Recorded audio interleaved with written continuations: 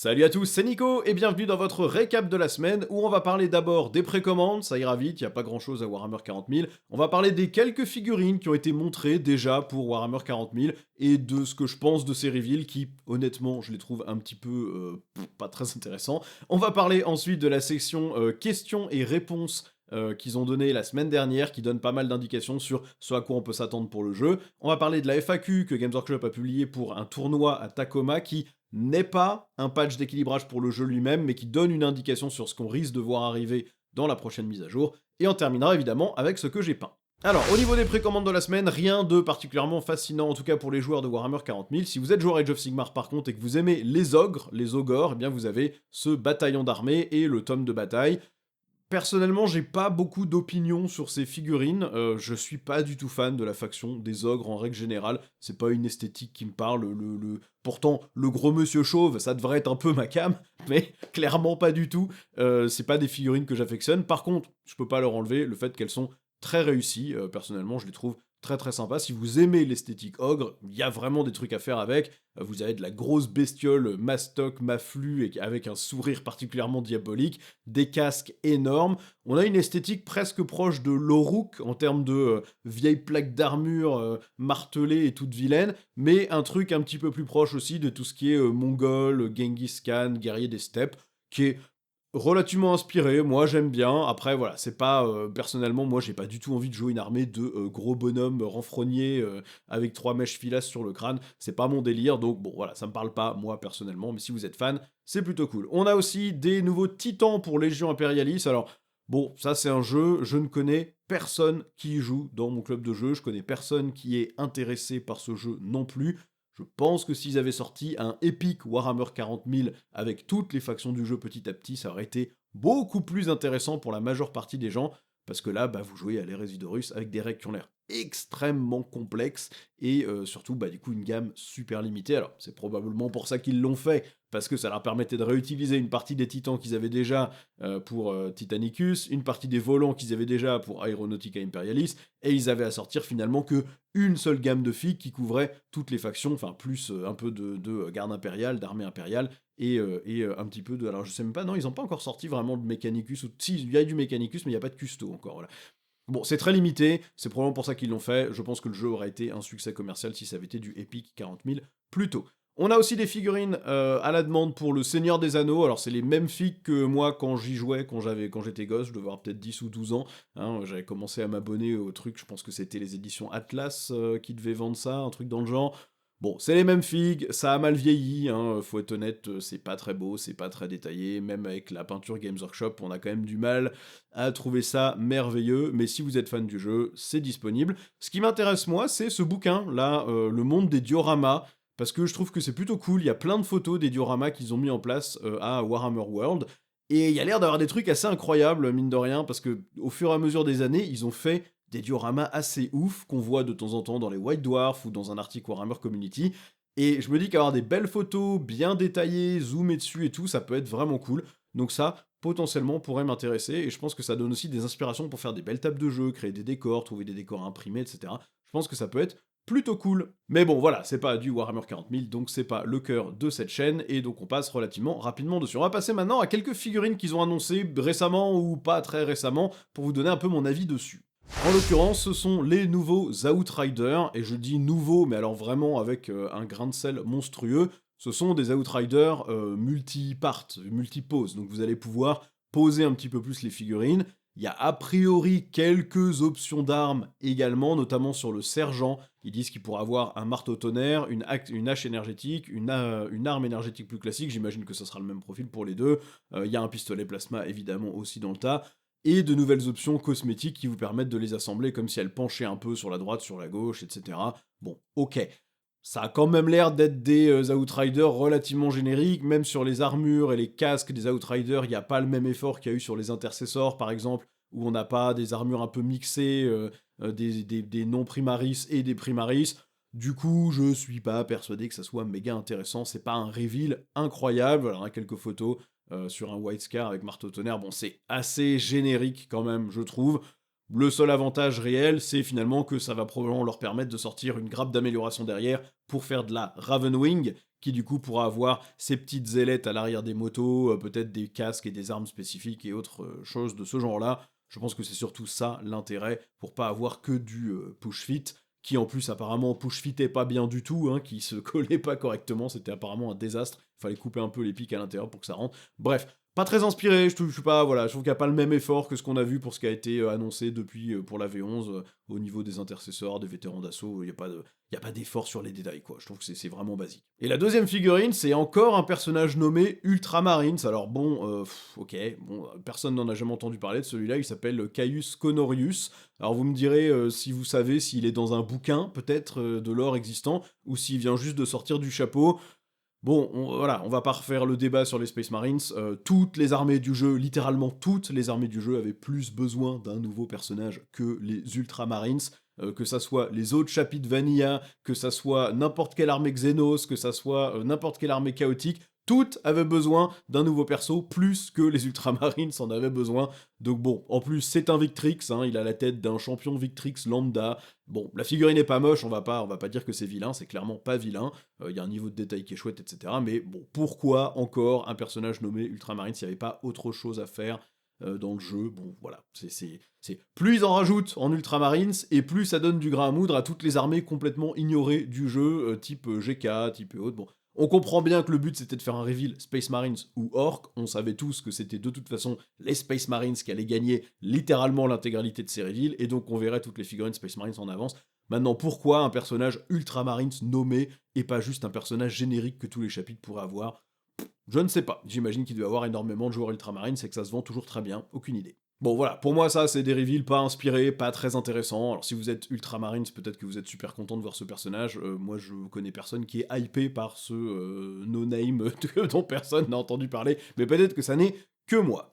Bon, vous avez sans doute pas loupé ça, mais il y a eu une espèce de session de questions-réponses la semaine dernière, avec du coup les deux suspects habituels qui s'occupent un peu de toutes les communications de Games Workshop, qui ont du coup répondu à un paquet de questions qui ont l'air d'être des vraies questions pour le coup, et il y avait des réponses intéressantes au milieu de tout ça. Alors je vais pas vous passer la vidéo et la commenter en live, je vais juste vous donner le récap de ce que moi j'ai noté, que je trouve intéressant, en tout cas dans ce qu'ils ont annoncé. Bon, déjà, ils ont parlé des codex qui sont bien confirmés comme étant en couverture souple dans leur édition normale, et a priori, qui dit couverture souple dit baisse de prix. Ils ont dit que ça allait être à peu près un tiers moins cher que maintenant, ce qui est une super bonne nouvelle, d'autant plus que, de ce qu'ils disent, il y a même plutôt plus de lore, d'historique, etc. Le format est un peu plus compact, c'est moins haut et un peu moins large, mais par contre, du coup, j'imagine que c'est écrit un peu plus petit. Ça a l'air bien épais quand même, et si en plus c'est moins cher, ben on va pas râler, sachant qu'en plus si vous voulez la couverture cartonnée parce que vous êtes fan de ce genre de truc, il y a une édition collector qui sera évidemment vendue plus cher du coup, mais qui va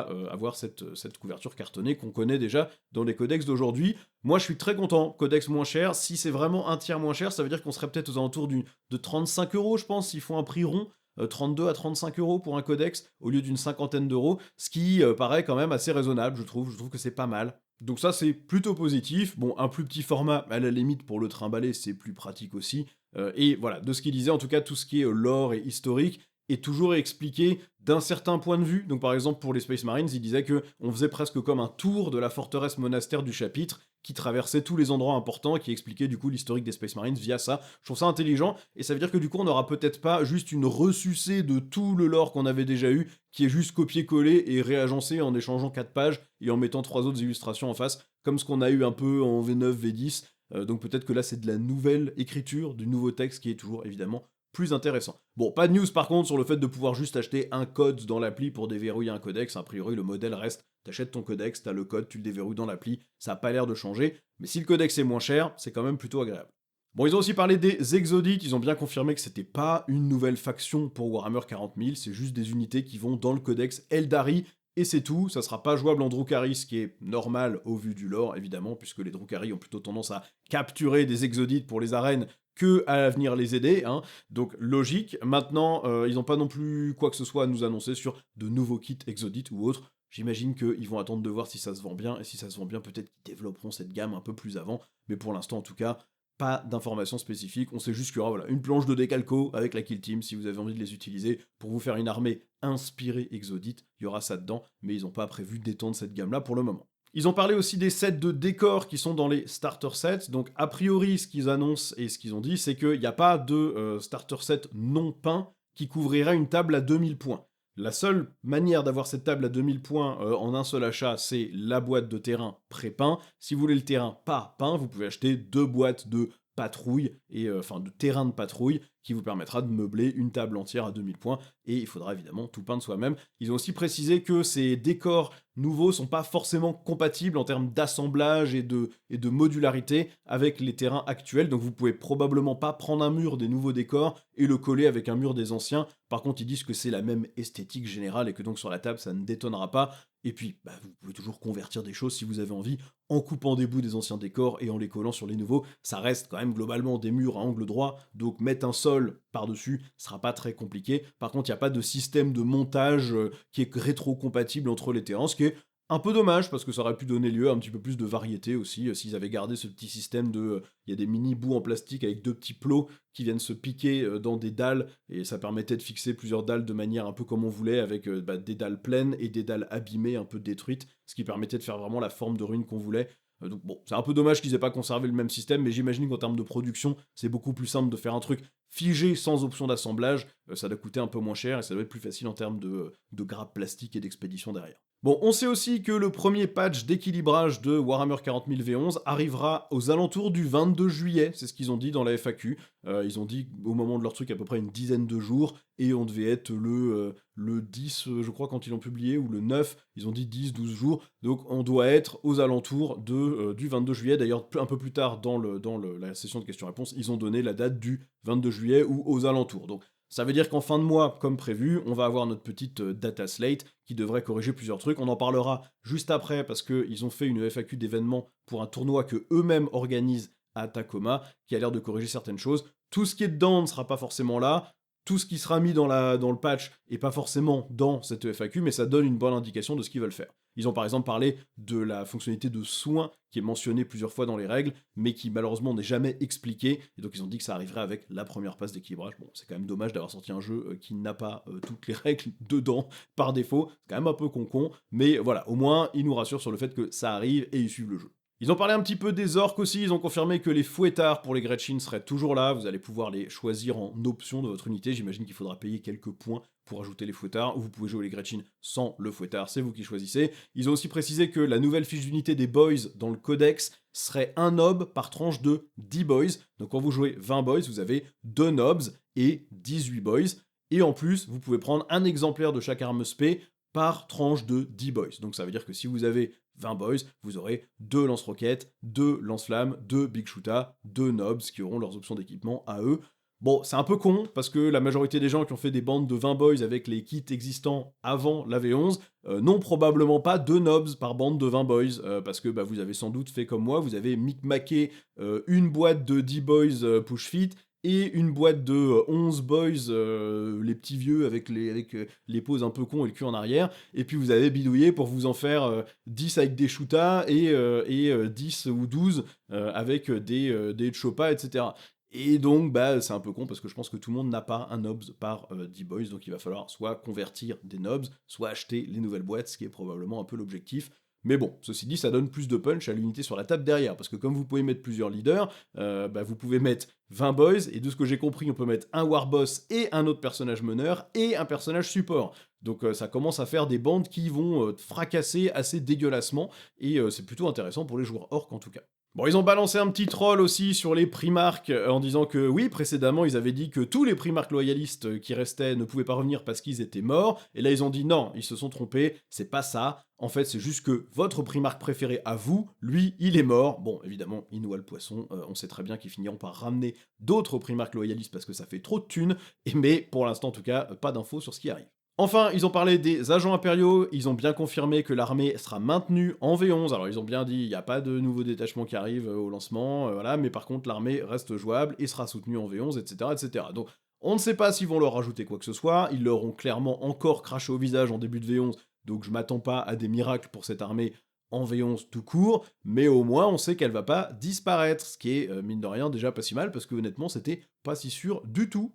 Ils ont aussi confirmé que toutes les nouvelles figurines Custo et Residorus seraient aussi jouables à 40 000, ce qui, bon, pour moi était évident, puisqu'ils ont quand même collé le logo Warhammer 40 000 sur les boîtes. Donc, bon, je vois pas qui se posait encore la question, mais au moins c'est reconfirmé encore une fois. Oui, tout ce qui sort en plastique à la Residorus, tout ce qui a déjà été annoncé en tout cas, est jouable à Warhammer 40 000 avec sa fiche d'unité normale. Et enfin, ils ont aussi précisé que les règles pour Combat Patrol, le mode patrouille, qui pour l'instant n'existe pas vraiment, arriveraient aussi avec la première passe d'équilibrage, donc aux alentours du 22 juillet, on aura toutes les règles de Combat Patrol pour ceux qui veulent jouer à ce format-là, et on verra si ça a vraiment bougé, pas bougé ou pas. Voilà. Est-ce que le format est devenu un peu intéressant, ou est-ce que c'est vraiment juste un mode d'introduction que, voilà, si vous l'avez joué 3 fois avec votre armée, vous n'aurez pas envie de remettre les pieds dedans. Bon, c'était une FAQ intéressante, je trouve, ça confirme la date de sortie, ou en tout cas la période de sortie de ce truc-là, donc ça sera sans doute le mercredi 22, je crois que c'est ça, c'est un mercredi. Voilà, souvent c'est le mercredi les data slates, donc ça sera le mercredi 22, très probablement. Ça confirme que les agents impériaux disparaissent pas, ce qui est intéressant, il y a quelques infos comme ça à droite à gauche qui sont cool, mais surtout, on va pouvoir regarder un peu la FAQ qu'ils ont prévue pour leur propre tournoi à Tacoma, parce que ça nous donne déjà plusieurs indications sur ce qui va changer en jeu. Bon alors, comme c'est bien précisé dans leur document, ce document n'est officiel que pour le tournoi de Tacoma, c'est tout. Il faut pas le considérer comme utilisable dans d'autres tournois. Si vous organisez un tournoi, ou n'importe quel organisateur de tournoi peut tout à fait décider que oui, il a décidé de l'utiliser, ça c'est pas un problème. Mais par contre, Games Workshop ne vous dit pas, c'est ça qu'il faut utiliser maintenant, c'est pas une passe d'équilibrage officielle pour le jeu, pour tout le monde. Cela dit, comme c'est écrit par Games Workshop, on se doute bien que les modifications qui sont là-dedans, il y a une partie qui va aussi être mise dans la prochaine dataslate. Il y a certaines choses qui seront probablement réécrites plus dans le détail dans cette dataslate. Là, ce qu'on a pour cette FAQ, c'est juste un petit sparadrap pour boucher un trou. Ce sera probablement réécrit de manière plus complète et plus intéressante dans la dataslate, mais ça nous donne une idée de là où ils veulent aller. Donc déjà, en termes de trucs basiques, évidemment, vous ne pouvez pas générer plus d'un point de commandement par round. Je pense que tout le monde le jouait encore comme ça en V11, même si c'était pas spécifié. Ça paraît assez évident que c'est comme ça que le jeu est prévu pour être joué, parce que sinon, il y a des armées qui sont juste beaucoup trop fortes si vous avez autant de CP que vous voulez. C'est normal. Ils ont aussi remis ce qui était dans la dataslate précédente de la V10, qui est, si vous modifiez le coût d'un stratagème en CP, vous le réduisez de 1, vous le passez pas à 0, sauf si le nom du strata est mentionné. Dans ce cas, effectivement, ça le bascule bien à 0. Donc si on vous dit, ce personnage, une fois par round, peut réduire le coût d'un stratagème à 0, en fait, ça veut dire que ça le réduit de 1. Si on vous dit, par exemple, ce personnage peut faire le stratagème intervention héroïque pour 0 PC, ça veut dire que c'est 0 PC. Même si c'est censé vous coûter 2 PC, c'est 0 PC. Bon, il y a aussi la précision que vous ne pouvez pas faire plus d'un mouvement normal par phase. Il y avait des interactions potentielles avec des mouvements réactifs, des choses comme ça, qui auraient pu vous permettre de faire le mouvement réactif de l'unité et d'utiliser un stratagème pour refaire un mouvement réactif si l'ennemi se rapprochait encore. Bon, bah évidemment, vous n'avez pas le droit, c'est un mouvement réactif par phase, comme en V10, mais ça n'avait pas été précisé, puisque ça faisait partie des trucs de la Dataslate V10, qui n'existe évidemment plus en V11, donc là, ils l'ont remis. Bon, ils ont aussi précisé que, vu qu'en V11, on ne peut pas utiliser le même stratagème plusieurs fois dans la même phase, eh bien là, vous aviez quand même des règles qui vous disaient vous pouvez utiliser ce stratagème même si vous l'avez déjà utilisé sur une autre unité. Et du coup, l'interaction avec la V11 n'était pas claire. Là, ils ont précisé, si le nom du stratagème est mentionné, vous pouvez l'utiliser plusieurs fois. Donc par exemple, vous avez utilisé arrivée précipitée, et vous avez des Venatari Custo qui vous disent cette unité peut faire une arrivée précipitée même si une autre unité l'a déjà fait à ce tour, et bien là, vous avez le droit de le faire. Si par contre une unité vous dit vous pouvez utiliser un stratagème, peu importe lequel, une fois par tour, eh bien ça ne marche pas, puisque évidemment le nom du stratagème n'est pas nommé, et donc là ça fonctionne pas. Donc c'est la même règle que pour réduire le coût en PC d'un strata à 0 ou à -1. Si le nom du stratagème est mentionné, ça marche. Si le nom du stratagème n'est pas mentionné, ça marche pas. Bon, ils ont remis aussi la restriction qui vous permet de ramener une unité détruite, c'est que une seule fois par bataille, ça c'était dans la Dataslate V10, c'est fait pour limiter les listes toxiques de j'ai des spams de trucs ultra chiants à tuer, quand il est détruit, j'en remets un pour un PC ou deux PC, bon, tout ça, ça dégage, comme en V10, donc c'est évidemment restreint une fois par bataille, je pense que tout le monde le jouait déjà comme ça, mais au moins c'est plus clair. Ils ont aussi remis tout ce qui concernait les agents solitaires. En V10, c'était pareil, il y avait des stratas qui disaient l'unité ciblée devient agent solitaire à 12 pouces, on peut pas la cibler dans les 12 pouces. Et en V10, ça avait été modifié pour dire que c'est pas 12, c'est 18. Les seules personnes qui avaient agent solitaire à 12 pouces étaient ceux qui avaient l'aptitude nommée agent solitaire. Mais les stratas qui vous rendaient non ciblables, qui étaient marqués à 12, ils ont tous été passés à 18. C'est remis comme ça en V11 aussi. Ce qui est normal, puisque si vous voulez être caché à 12 pouces, vous pouvez déjà le faire en étant infanterie bête ou nuée, en vous mettant dans une zone de terrain où il y a des murs et en étant caché derrière ces murs, vous êtes à terre et donc vous n'êtes pas ciblable, sauf si l'ennemi est dans les 12 pouces. Bon, ils ont bien précisé tout ce qui est... Il y avait encore des unités qui n'avaient pas été modifiées, qui disaient tu as le droit d'utiliser le stratagème attaque de char, ou tu as le droit d'utiliser le stratagème grenade. Ils ont précisé c'est remplacé par explosif, ou comment il s'appelle celui en V11, crushing impact, impact écrasant, un truc comme ça. Donc voilà, donc ils ont bien précisé. C'était encore une fois évident que c'était ça qu'il fallait mettre, mais au moins c'est écrit et c'est propre. Vous avez aussi les effets qui vous causent des tests de fuite désespérés. C'est une règle qui n'existe plus, en fait. Causer un test de fuite désespérée, il n'y a plus de test de fuite désespéré en V11. C'est pas rangé pareil, donc il reprécise bien que quand on force un test de fuite désespérée, ça veut dire que vous devez faire un jet de high risk pour chaque figurine, qui va donc prendre des dégâts sur un 1 ou un 2, et vous devez évidemment faire un test de d'ébranlement également. Ils ont aussi précisé que la première chose que vous faites au début de chaque phase et de chaque tour, c'est de déterminer quels objectifs sont contrôlés par quel joueur. Donc le contrôle d'objectifs est toujours déterminé avant n'importe quelle autre règle ou aptitude qui dirait à la fin de la phase, fin du tour. Donc ça veut dire que vous avez vos règles de en début de phase, voilà ce que vous faites. Vous avez vos règles de durant la phase, voilà ce que vous faites. Et ensuite, vous avez contrôle des objectifs. Et après, vous avez les règles à la fin de la phase. Ça veut dire que si vous avez des règles qui vous disent je peux ramener quelque chose, des figurines à la fin d'une phase, eh bien vous avez déjà déterminé si vous contrôliez l'objectif avant ce moment-là. Si vous aviez des règles qui déterminaient si l'ennemi contrôle un objectif à la fin de la phase, vous avez d'abord vérifié ça avant d'appliquer n'importe quelle autre règle qui se ferait à la fin de la phase, etc., etc. Bon, voilà, c'est au moins clarifié sur le séquencement. Ça va sans doute avoir des interactions un peu bizarres avec certaines armées, faudra attendre de voir ce que ça peut donner, mais au moins, ils ont tranché. On verra si, évidemment, dans la data slate qui arrive, ça sera la même chose ou pas. Bon, ils ont aussi remis le fait que les transports assignés doivent avoir une unité à l'intérieur, c'était le cas en V10, ils l'avaient pas remis dans les règles de la V11, donc théoriquement, c'était légal de prendre 6 Rhino vides, ou 6 Venom vides, ou 6 Raider vides pour les Drukhari. Bon, ce qui était voilà, un peu con-con. Évidemment, il faut qu'il y ait quelque chose dedans, sinon je vois pas pourquoi tu aurais le droit d'en prendre plus que n'importe quelle autre unité, donc ils l'ont remis dans les règles. Bon, ils ont aussi précisé la consolidation. Quand vous voulez consolider sur un objectif, vous ne pouvez pas être engagé au corps à corps. Ils avaient oublié de mettre cette condition, donc en théorie, à la fin d'un corps à corps, vous auriez pu peut-être vous barrer vers un objet, ou en tout cas bouger les figurines qui n'étaient pas au socle à socle sur un objet. Là maintenant, vous ne pouvez pas faire de consolidation si vous êtes engagé au corps à corps. Il n'y a aucune figurine qui va bouger. C'est comme en V10, vous pouviez pas, vous pouviez consolider sur l'unité, mais vous ne pouviez pas consolider vers un objectif si vous étiez au corps à corps. C'est logique, vos mecs sont en train de se friter, ils vont pas commencer à se barrer pour tenir l'objet pendant que 3 de leurs potes retiennent l'adversaire, ça marche pas comme ça. Alors il y a un truc qui est un peu bizarre ici, qui parle de différents effets ou strata qui ramènent un personnage quand il est détruit. En gros, la manière dont ça fonctionne, c'est que si un personnage est détruit, il revient bien, mais il revient en tant que sa propre unité, avec une force de départ de 1. Il ne revient pas attaché à l'unité dans laquelle il était attaché. La plupart du temps, quand un personnage sera détruit, ses gardes du corps ont déjà été tués. Mais si jamais vous attaquez un personnage avec la règle précision et que vous le tuez, ça veut dire que vous allez le sortir de l'unité aussi, même s'il peut revivre. Et ça va avoir plein d'impacts bien relous, parce qu'imaginons que vous fassiez précision sur un technomancien qui est avec des spectres nécrons, eh bien ce technomancien, vous pouvez le ressusciter dans certains détachements pour un PC, mais il ne sera pas ressuscité dans l'unité de spectre, dont les spectres ne profiteront plus des bonus qu'il donne. Idem je crois qu'en sort de bataille, vous avez aussi un strata dans un détachement qui vous permet de faire revenir un perso. Et bien, si vous précisionnez ce perso, quand il va revenir en dehors de l'unité à laquelle il était attaché précédemment. Ça paraît un peu étrange, c'est bizarre de pas juste remettre ce personnage dans l'unité. Je comprends pas trop pourquoi ils le font comme ça. On verra si, avec la data slate qui arrive fin juillet, ça sera la même chose, ou si, au contraire, ils changeront ça. Peut-être qu'ils se sont dit, on n'a pas analysé tous les effets de bord, donc pour l'instant, il revient à part, et ça fait une nouvelle unité à part. On verra ce que ça donne. Alors, ils ont précisé aussi les règles de soins ou régénération de points de vie. Donc, quand vous soignez, vous ramenez d'abord les PV des figurines qui sont abîmées, et quand toutes les figurines qui sont abîmées sont complètement soignées, à ce moment-là, si vous avez aussi des figurines détruites, vous ramenez des figurines détruites avec un PV, et puis ensuite vous pouvez soigner éventuellement cette figurine s'il vous reste des points de vie de soins à remettre. Il précise juste que ça exclut les personnages.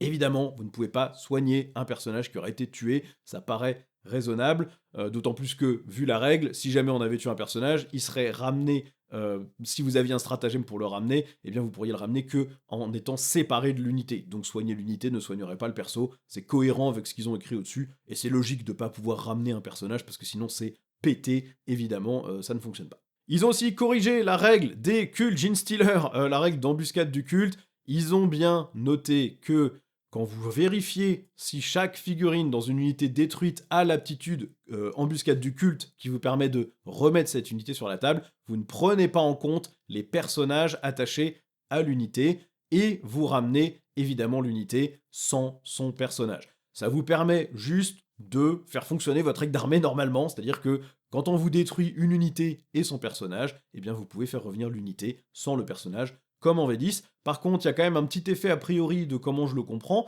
qui est que tant que le personnage n'est pas mort, vous ne pouvez toujours pas ramener l'unité, puisque l'unité n'est pas détruite, puisque le personnage fait toujours partie de l'unité. Donc il faut que tous les gardes du corps soient morts et que le perso soit mort pour ensuite pouvoir ramener les gardes du corps sans le perso. Ça va quand même être un petit peu plus pénible qu'en V10, puisqu'en V10, quand vous tuiez les gardes du corps, bah, l'unité était libérée et vous pouviez ramener les gardes du corps tout en ayant le perso sur la table. Là maintenant, ça fonctionne plus, il faut aussi que le personnage soit mort, puisqu'il fait toujours partie de cette unité attachée, et il faut attendre qu'il soit mort pour ensuite pouvoir ramener que les gardes du corps. Bon, au moins, ça fonctionne quand même sur la table par rapport à maintenant où vous étiez obligé de jouer des unités sans perso pour celles que vous vouliez ramener, ce qui tue complètement le concept de l'armée Cult Gene Stealer qui dépend énormément de ses personnages pour faire des trucs. Bon, ils ont corrigé aussi le Tiger Shark, hein, qui était, je pense, la seule aérodine qui... non, il y avait aussi le Ares et le Orion, apparemment, pour les custos. Bon, en gros, vous pouviez pas les jouer, puisque si vous les ameniez des réserves, leur socle était plus gros que 6 pouces, donc ils débordaient de la zone dans laquelle vous aviez le droit de les mettre, ce qui fait que vous pouviez les poser, mais ils n'avaient pas le droit de tirer. Et à la fin du tour de l'adversaire suivant, ils devaient retourner en réserve. Évidemment, du coup, c'était pas jouable, puisque la seule chose que peut faire un aérodine environ, c'est tirer, et donc c'était débile. Ils ont corrigé en disant, vous pouvez poser les aérodines, si jamais leur socle est trop gros, c'est pas grave, il peut se poser, et il peut quand même tirer normalement. Voilà, c'est logique, c'est normal, sinon c'est pas jouable, voilà, ça paraît totalement logique. Ils ont aussi donné le mot-clé mobile à Tulia Gould, à Belisarius Cole, au Lion, à Robot Gilliman et à la Terreur Rouge, pour que du coup ces figurines puissent passer les murs comme en V10. En V10, il y avait une FAQ, enfin une data slide qui disait que en gros les Primarques et l'ami Belisarius Cole pouvaient passer les murs comme de l'infanterie. Là maintenant ils ont le mot-clé mobile qui fait la même chose. Ce qui est intéressant, c'est qu'ils l'ont aussi donné à Fulgrim, alors que Fulgrim a déjà une règle dans sa fiche d'unité qui dit qu'il passe au-dessus des murs de 4 pouces ou moins. Et bien là, il passe juste à travers tous les murs tout le temps. Donc il n'a pas besoin de voler. Alors Fulgrim bouge déjà à 16, donc quand il volait, il traversait les murs à 14 en V11. Là maintenant, il traverse juste les murs à 16, ce qui est un énorme buff pour Fulgrim. Je ne sais pas pourquoi ils lui ont donné à lui, sachant qu'il a déjà le vol. Mais je vais pas me plaindre, puisque je suis joueur Emperor Children, je serais très content d'avoir Fulgrim avec ce mot-clé mobile. Bon, ils ont ajouté le mot-clé frame, donc je crois que c'est coq, si je me trompe pas, un truc comme ça, sur certaines unités qui ne l'avaient pas. C'est juste pour dire que pour ces figurines-là, vous prenez pas en compte leur socle, vous prenez en compte la figurine, la coque du véhicule lui-même, pour aller vous engager au corps à corps, pour la visibilité, pour ce genre de trucs. Ce qui est normal, voilà. Ils en avaient oublié quelques-uns dans les packs de factions, donc ça a été rajouté. Et ils en ont rajouté à beaucoup d'unités qui ne les avaient pas, hein, le Huntarig, le Killrig, les bombardiers orques, tout un tas de trucs, des chevaliers gris, mais c'est surtout des volants, mais pas que des volants. Donc bon, voilà, au moins c'est précisé, vous prenez pas en compte le socle, vous prenez en compte la coque. Si vous arrivez à toucher la coque, bah, vous êtes à bonne portée, etc. Logique, c'était déjà le cas pour la grande majorité des véhicules qui étaient sur socle de volant un peu. Bon, il y a aussi quelques petites FAQ qui précisent que du coup, le couvert fonctionne bien comme je l'ai expliqué dans ma vidéo sur les erreurs communes de règles en V11. Allez la voir si vous l'avez loupé, il y a plein de petites explications qui sont a priori toutes bonnes, en plus je me suis pas trompé, mais donc il précise bien que le bénéfice du couvert, vous le déterminez pour chaque figurine attaquante. Est-ce qu'une figurine qui tire voit tout ce qu'il faut pour ne pas avoir le malus, ou est-ce qu'au contraire, il y a assez de figurines cachées pour qu'elle ait le malus? Chaque figurine qui attaque, vous devez regarder sa ligne de vue pour savoir si l'adversaire a le couvert ou pas. Donc il te précise bien que tu vas faire des attaques pour des figurines contre lesquelles l'unité ennemie a le bénéfice du couvert, et ensuite tu vas faire les attaques pour les figurines qui ne sont pas affectées par le couvert, parce qu'elles voient tout ce qu'il faut voir pour que l'adversaire n'ait pas le couvert. Ça c'est bien précisé, donc c'est bien comme ça que moi je l'avais compris et que je l'avais expliqué dans ma vidéo, et maintenant c'est reconfirmé. Si une unité a une aptitude qui lui permet de débarquer après que le transport ait fait un mouvement d'avance, quel désembarquement devons-nous faire? Parce qu'effectivement, là actuellement, tel que c'était écrit, quand vous débarquez d'un transport qui a avancé, vous deviez faire un test de à risque, puisque le seul débarquement qui était possible pour vous, c'était le débarquement d'urgence. Donc vous ne pouviez pas charger, et vous deviez faire un test de à risque, qui était débilissime. Je sais que certains dans les commentaires m'ont dit, bah si, c'est fluff, le transport, il zoome, il fonce, donc quand vous descendez en sautant du transport comme un malade. Non, évidemment, ça a jamais été prévu comme ça, c'était pas comme ça en V10, il y avait aucune raison que ça change en V11 spécifiquement là-dessus. Ils ont bien précisé que vous pouvez choisir le mode de désembarcation rapide, ce qui fait que vous pouvez descendre dans les 3 pouces, vous ne pouvez évidemment pas bouger ni charger, mais vous pouvez tirer, et il n'y a évidemment pas de jet de risque à faire, ça marche comme en V11. Sinon, cette règle, clairement, était inutile, puisque risquer de ne gagner que 1 pouce de mouvement en échange de perdre plusieurs figurines qui étaient dans votre transport, c'était jamais rentable, donc vous n'auriez jamais utilisé cette règle. Là, évidemment, vous allez pouvoir la jouer comme en V10. Bon, une petite question aussi qui de mémoire avait déjà été traitée en V10. Quand vous avez une aptitude qui augmente le coût en CP des stratagèmes ennemis, donc ce qu'on appelle un Vect, hein, si vous avez eu un assassin Calidus, si vous avez un Archonte, enfin si vous avez Lady Malice en Drukhari, ce genre de choses, je crois que c'est Uriel Ventris en Ultramarines qui le fait, de mémoire. Bref, si vous êtes dans les 12 pouces d'un truc qui vous dit quand tu utilises un strata, c'est plus un PC, si l'adversaire n'a pas assez de PC, eh bien évidemment, ça ne dépense pas son PC et le stratagème n'est pas résolu. Hein, c'est logique, vous ne lui faites pas juste perdre son PC et en plus le stratagème n'est pas lancé, parce que sinon évidemment jamais il n'aurait choisi de faire son strata, donc il est évident que c'est juste que le strata n'est pas déclenché, l'adversaire ne dépense pas de PC. Après avoir utilisé une attitude qui augmente le coût en PC d'un stratagème, est-ce que mon adversaire doit utiliser ce stratagème s'ils ont les PC disponibles? Oui. Alors ça c'est important, parce que ça veut dire que si vous jouez normalement, c'est-à-dire que vous jouez de manière très communicative, vous dites à votre adversaire « Attention, tu es dans les 12 pouces de ma figurine, donc tes stratagèmes coûteront un PC. » Si le mec te dit ensuite « Ah bah du coup je vais utiliser une armure de mépris », tu lui dis « Ok, mais du coup c'est 2 PC. » Le mec peut pas juste te dire « Ah bah non, mais dans ce cas-là je le fais pas. » Parce que vous l'avez prévenu, il a annoncé qu'il prenait son strata, il est obligé de dépenser ses PC, il peut pas revenir en arrière. Alors évidemment, ça ne marchera comme ça que en tournoi, quand vous jouez avec vos potes, si votre pote il a oublié que vous aviez cette aura de plus un PC, évidemment que vous allez le laisser reprendre son strata et pas le dépenser si finalement il a pas envie.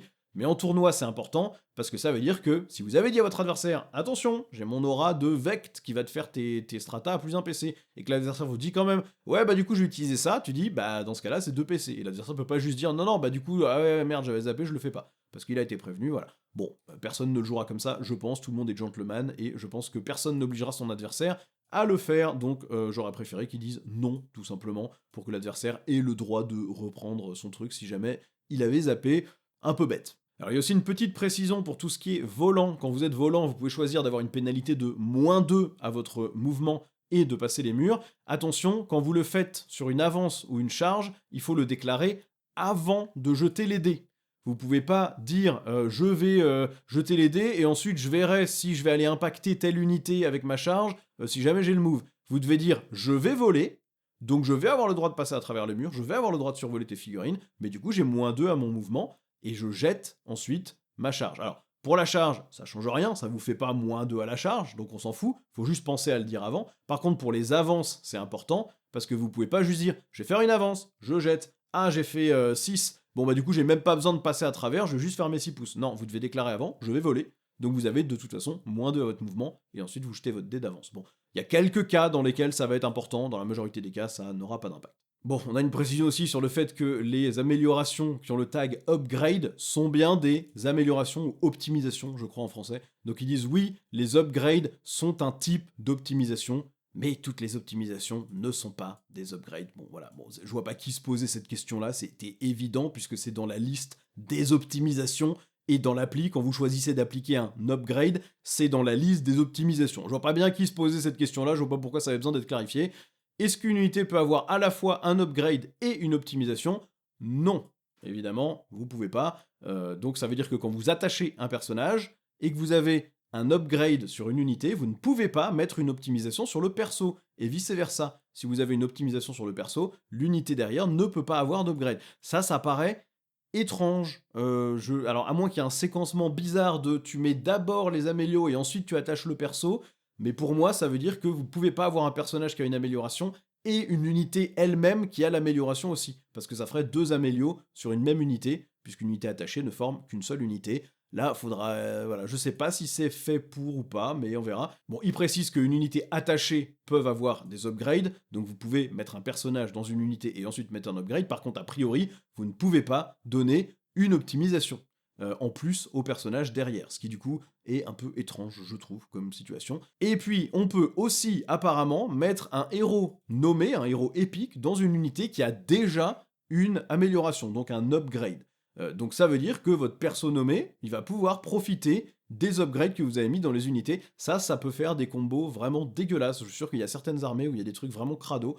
Il n'y avait rien dans les règles qui empêchait de le faire, donc je pense que les gens avaient déjà trouvé l'astuce. Mais effectivement, là, ça va permettre de faire des trucs plutôt violents, puisque ça veut dire que le perso nommé va profiter des bonus de l'upgrade aussi. Bon, ça, c'est une confirmation que ça se passe comme en V10, c'est-à-dire que si vous avez une unité qui a commencé sur le champ de bataille et qui, pendant le premier tour, est retournée en réserve, elle ne peut pas faire un mouvement d'arrivée pour revenir durant le premier tour. Sauf si leur aptitude dit qu'elles doivent être placées à la prochaine phase de mouvement. Typiquement, vous avez des mandragores Drukhari qui peuvent revenir en réserve à la fin du tour adverse. Votre adversaire est joueur 1, il fait son tour. Vous reprenez vos mandragores. Vous n'avez pas le droit de les remettre à votre tour 1, parce que dans la règle des mandragores, ça vous dit pas que vous devez les replacer sur la table après les avoir remises en réserve. C'est vous pouvez les replacer sur la table, et donc vous n'avez pas le droit de les mettre dès votre premier tour. Si par contre il y avait écrit vous devez les mettre sur la table à la prochaine phase de mouvement, et bien dans ce cas-là, vous auriez eu le droit de le faire. Bah voilà, bah il donne de toute façon, voilà, bah il y en a un exemple. La Calidus,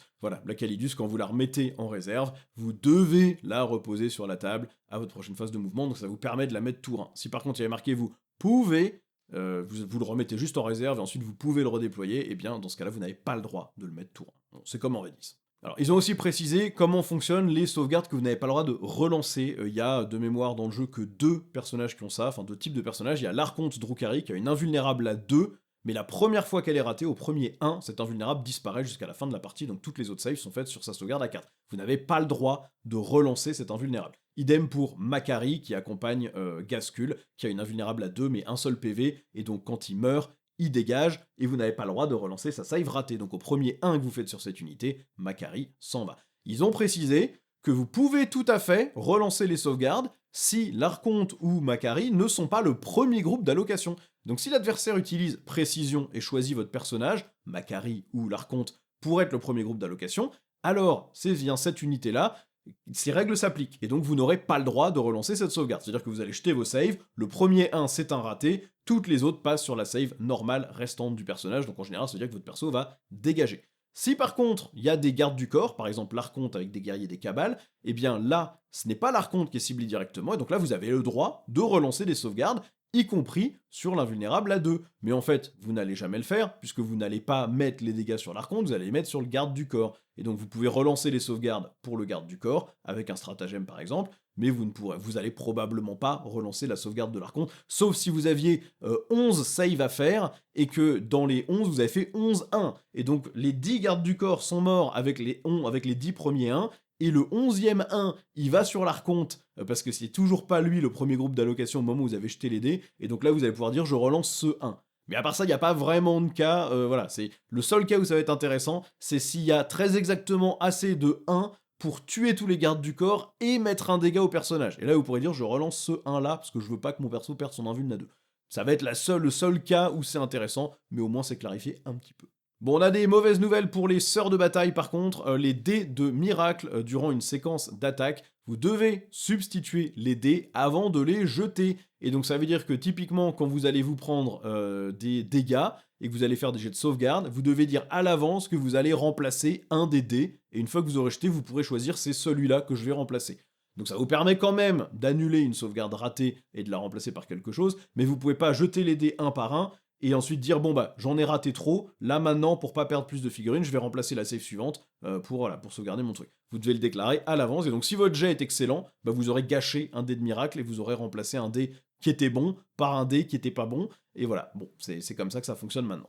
Il y a aussi une précision importante qui est que les points de victoire que vous scorez à la fin de la bataille ne sont pas affectés par la limite de 15 points de victoire par round. Ce qui veut dire que vous pouvez scorer 15 points de primaire et 15 points de secondaire au round 1, au round 2, au round 3, au round 4, au round 5, et à la fin de la bataille, vous pouvez encore scorer, et si jamais ça vous amène au-delà des 15 du tour 5, c'est pas un problème, parce que ça compte comme des points de fin de bataille, pas des points de round 5. Et donc si vous arrivez à scorer tout un tas de secondaires à la fin de la bataille et de primaires à la fin de la bataille, parce que la carte vous donne cette condition de vous scorez à la fin de la bataille, eh bien vous pouvez allègrement dépasser les 15 points de victoire, ce qui veut dire que les fins de bataille vont potentiellement être extrêmement cruciales aussi pour ce genre de partie, ce qui est pas plus mal, je pense.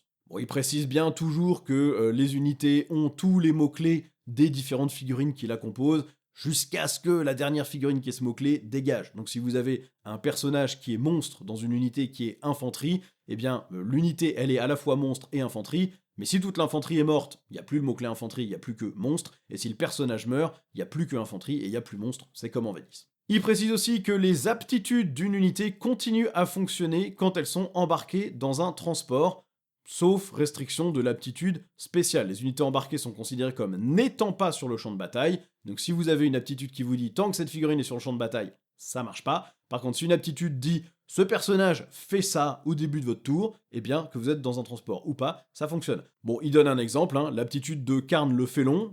Karn le Félon, à la fin d'un tour, s'il n'est pas au corps à corps, il tue ses potes. Il tue une partie de ses potes. Et bah là, du coup, dans un transport, il va tuer ses potes. Ce qui n'était pas le cas en V10 de mémoire, mais là c'est bien le cas en V11. Donc il va falloir l'amener vite au corps à corps, parce que sinon il va juste tuer ses potes en permanence, et vous allez vous retrouver avec des berserk morts, et Karn tout seul dans un Rhino, ce qui est pas génial. Bon, il précise bien que si vous avez des unités qui ont une fiche d'unité spéciale pour Armageddon, et qui est différente de celle du codex existant, il faut utiliser, enfin la référence c'est l'application mobile. Vous utilisez ce qu'il y a dans l'appli pour les règles. Donc si vous aviez la fiche d'unité des Boys Orc Armageddon qui est différente de celle du codex, vous utilisez ce qui est dans l'appli. Donc si dans l'appli c'est les Boys Orc du codex, c'est ça que vous utilisez, point barre, et l'autre fiche pour l'instant n'est pas utilisée. C'est tout. Au moins c'est plus clair. Bon, il y a un truc un peu chiant aussi avec le combat en mourant, puisque actuellement, si vous avez une unité qui combat en mourant, ce que ça vous dit, c'est les figurines restent sur la table jusqu'à ce que vous les ayez choisies pour s'activer et pour taper. C'est pas forcément ils tapent là, maintenant, tout de suite. Et donc ça veut dire que si votre adversaire avait par exemple engagé une de vos unités avec deux de ses unités, il vous tue avec la première, mais vous avez combat en mourant. Vous avez, je dis n'importe quoi, 3 figurines qui restent sur la table. Ces figurines n'ont pas encore combattu, ne sont pas activées. Elles sont au corps à corps avec la deuxième unité. Si cette unité à vous n'avait pas eu combat en mourant, l'unité ennemie aurait pu faire un combat supplémentaire, là, les overrun fight. Donc ils auraient pu refaire une consolidation de 3 pouces pour aller engager autre chose. Mais là, ils pourront pas, parce qu'ils ont encore combat en premier, donc ils doivent taper toujours, c'est pas encore à votre unité qui a combat en mourant de taper, c'est à l'unité qui a combat en premier, et donc du coup ils doivent s'activer, et donc ils sont au corps à corps, et donc ils ne peuvent pas faire leur mouvement pour aller engager autre chose. Donc une unité qui a combat en mourant peut être extrêmement chiante pour un adversaire qui essaierait de vous saturer et ensuite d'envoyer une unité plus loin, bah ça marchera pas pour eux. Donc ça donne un petit intérêt supplémentaire encore à tous ces stratagèmes et ces unités qui ont l'arrêt combat en mourant. Et il précise bien aussi que on peut mesurer la distance vis-à-vis d'eux, ils sont considérés visibles si on les voit, ils peuvent utiliser leurs aptitudes de datasheet, ils peuvent être activés par des stratagèmes, etc. Donc vous pouvez tout à fait, quand l'unité elle va combattre en mourant, lui mettre un strata pour lui donner critique sur les 5, touche fatale et ce que vous voulez, tout le stratagème le plus pété que vous avez, quand votre unité combat en mourant, elle peut les utiliser. Ce qui est quand même pas dégueulasse. Bon, il précise que la mission pillage, là, qui vous demandait juste d'être dans une zone de décor hors de votre territoire, c'est bien la zone de décor qui doit être hors de votre territoire, pas votre unité. Donc si vous avez une seule figurine dans la zone de décor et que le reste est dans votre territoire, c'est pas grave, ça compte et vous pouvez scorer la carte. Bon, et enfin, il y a une question sur les missions secondaires balises, où on vous dit si mon unité que j'avais sélectionnée comme une balise était détruite avant que la mission ait été accomplie, est-ce que je peux choisir une nouvelle unité balise? La réponse est non, c'est juste que pour ce tour, tu pourras pas faire la mission, tu pourras la retenter au tour d'après, ou tu peux la dégager pour un PC, si tu n'as pas déjà gagné trop de PC. Bon, ça fait beaucoup de petites clarifications, ça bouche la grande majorité des trous dans la raquette que j'avais déjà identifiés, je crois, la semaine dernière, et évidemment, ça sera probablement repris en très grande majorité dans la prochaine passe d'équilibrage du jeu. Peut-être que certaines choses seront réécrites pour être plus complètes et plus équilibrées, en même temps qu'une hausse ou une baisse de coût en points des unités affectées, donc il est possible que tout ne soit pas retranscrit tel quel dans la data slate, mais comme c'est quelque chose qui est écrit par Games Workshop eux-mêmes, il il est fort probable que ça reste assez similaire quand même, sauf des changements qui voudraient plus importants et plus grands que ce qu'ils ont fait là, juste pour dire, bon, il faut qu'au tournoi, il y ait certains trucs jouables, donc on va prendre ça. Bon, en attendant la prochaine data slate, les organisateurs de tournoi peuvent très bien dire, on décide d'utiliser cette FAQ, ou dire, on ne l'utilise pas et on garde les règles telles qu'elles sont écrites, c'est au choix, ou même choisir certains points et pas tous. Chaque organisateur de tournoi met le patch qu'il veut par-dessus le jeu. Bon, ça suffit pour cette longue partie de la vidéo, on va terminer avec ce que j'ai peint. Cette semaine, j'ai pas eu le temps de faire beaucoup de choses, donc tout ce que j'ai peint, c'est un Chronos, qui va aller dans ma liste pour le tournoi 2v2 de ce samedi et ce dimanche, qu'on va aller jouer avec l'autre Nico. Si vous n'êtes pas inscrit, c'est maintenant trop tard, mais par contre, si vous passez à Brest dans le week-end, eh bien, venez nous voir, c'est au patronage laïque de Lambézélec, vous pouvez venir nous voir et nous dire bonjour si vous avez envie de regarder comment ça se passe, c'est très fun, un tournoi 2v2, il y a une belle buvette, vous pouvez même gagner le prix buvette si vous buvez plus de bière que n'importe quelle autre personne sur les 2 jours, ce qui vous permettra de gagner en général une boîte qui est d'une taille de patrouille, hein, souvent, dans ce genre de tournoi, donc voilà, si vous picolez, vous pouvez aussi gagner, même si vous gagnez pas vos parties, ce qui est intéressant, mine de rien. Et puis voilà, donc ça, je n'ai pas que ce Chronos, bon, c'est un Chronos, j'ai essayé un petit freehand de spirale sur le côté, parce que j'en avais marre de faire des Chronos normaux, c'est pas super réussi, et je l'ai fait que d'un côté, donc on verra, je le repasserai peut-être en noir pour l'enlever, parce que je sais pas si c'est vraiment merveilleux comme ça, peut-être qu'il faudrait que je le décore un petit peu plus avec autre chose, bon, c'est pas très beau, je suis pas sûr que je vais le garder ici, mais bon, voilà, j'ai voulu essayer quelque chose, c'était pas une franche réussite. J'ai aussi fait par contre pas mal d'assemblages, puisque j'ai reçu ma Spearhead Age of Sigmar Démon Slanesh, qui s'appelle les délicieux épicuriens. Donc j'ai tout assemblé, sauf les 3 charnels que j'ai pas eu le temps. Bon, ça sera utilisable à Warhammer 40 000 aussi, sauf la triple Discord, qui sont des 3 démons Slanesh qui sont a priori pour l'instant que Age of Sigmar. On verra s'ils les rajoutent à 40 000 aussi, mais pour l'instant ça n'a pas l'air prévu. C'est intéressant, les figurines sont moyennes, c'est-à-dire que la triple Discord, ils sont très beaux, c'est des figurines relativement récentes, c'est des beaux démons de Slanesh, tous, enfin les 3 figurines ont chacune une tronche différente, je les trouve très très cool, un peu chiantes à assembler par contre, et du coup il y a des petits gaps, alors ça se verra pas quand ça sera sous-couché et peint normalement, mais c'est quand même pas ouf, je trouve, c'était pas pratique à assembler du tout, même en ébarbant bien, ça va pas très bien ensemble. Les démonettes, j'en avais déjà, c'est pas une unité très dynamique en termes de pose, mais honnêtement, les figurines tiennent encore à peu près la route en termes de taille, d'échelle. Elles font la bonne taille, elles sont pas trop petites. Les poses sont très statiques, mais je trouve pas qu'elles soient choquantes. Par contre, les veneuses, qui sont les démonettes sur des destriers de Slanesh, elles sont microscopiques. Le destrier, il est tout petit, il est à la hauteur d'un chien, c'est minuscule, et du coup la démonette, elle a juste les jambes qui pendent chaque côté, au lieu d'être un petit peu en arrière, comme si elle était recroquevillée pour aller vite, et je trouve que c'est ultra moche. Ces figurines, vraiment, ont très très mal vieilli, alors de mémoire, elles datent de 2009, bon, elles ont pris cher, hein, surtout quand on les compare avec d'autres figurines qui sont sur des coursiers de Slanesh à Age of Sigmar, où vous avez des coursiers qui font 2 fois la taille de ceux des veneuses, alors c'est précisé que ce sont des destriers exaltés de Slanesh, donc ils sont plus grands, donc c'est normal, mais ceci dit sur la table, c'est ridicule, et là il est vraiment temps que celle-ci soit refaite, je cracherai pas sur une refonte des démonettes non plus. Les charnels par contre sont ultra cool, c'est vraiment des super belles figurines, très détaillées, très sympas, j'en ai déjà 6, ça m'en fera 9, et ça va m'ouvrir aussi la porte à jouer beaucoup plus de démons à Warhammer 40 000 en Emperor Children, puisque j'aime beaucoup jouer ce mix démon et mortel, sauf que j'avais pas du tout assez de démons pour faire un truc qui marchait. Là maintenant j'ai un gardien des secrets, 3 x 3 charnels, 3 packs de démonettes, des veneuses, donc j'ai un peu la gamme intéressante à jouer, et ça va me permettre de faire peut-être des listes rigolotes aussi, moitié démon, moitié Emperor Children, je pense que ça sera beaucoup plus cool. Bref, c'est tout, je vais m'arrêter là, cette vidéo était très longue par rapport à d'habitude, et pas très animée, vous m'excuserez, mais quand on parle d'une FAQ, malheureusement, il n'y a pas grand chose qu'on peut faire, et j'avais pas spécialement le temps de vous faire des petits schémas pour expliquer non plus, malheureusement. Vous me direz ce que vous avez pensé de tout ça en vidéo, est-ce que vous pensez que cette FAQ va être appliquée telle quelle dans la data slate, ou est-ce que, au contraire, c'est vraiment juste un patch d'urgence et il y a plein de choses qui changeront après? Vous me direz ce que vous en pensez. Ce que vous pensez des petits reveals Space Marine, là, les Outriders et le Caius Conorius, qui sont pour moi vraiment du je m'en fous tir, mais si vous êtes joueur Ultramarines, peut-être que vous trouvez que le personnage est superbe, la figurine n'est pas moche. Et puis vous me direz ce que vous pensez des démons de Slanesh, et est-ce que les autres démons sont dans le même état ou pas. De mémoire, ceux de Korn sont vraiment pas terribles non plus, mais voilà, vous me direz tout ça en commentaire. En attendant, vous avez comme toujours le lien MyHobbyPlace dans la description, vous savez comment ça marche, vous achetez vos figues moins cher que chez Games Workshop, ça me reverse une petite commission si vous choisissez ma chaîne au moment de payer, et c'est la source de revenus majoritaire de cette chaîne. Donc, tous ceux qui nous soutiennent, merci à vous. Vous avez aussi la page Tipeee qui nous permet aussi de continuer à faire ces vidéos. Merci à tous les tipeurs qui sont déjà là, ceux qui nous ont rejoints récemment. Et si vous voulez les rejoindre, le lien est dans la description. Et vous avez bien sûr tous les boutons YouTube, la zone de commentaires et tout le bazar, vous savez comment ça marche et pourquoi c'est important. Merci à tous d'avoir regardé jusqu'au bout si vous avez tenu tout ce temps-là, et je vous dis à la prochaine pour une nouvelle vidéo. Ciao!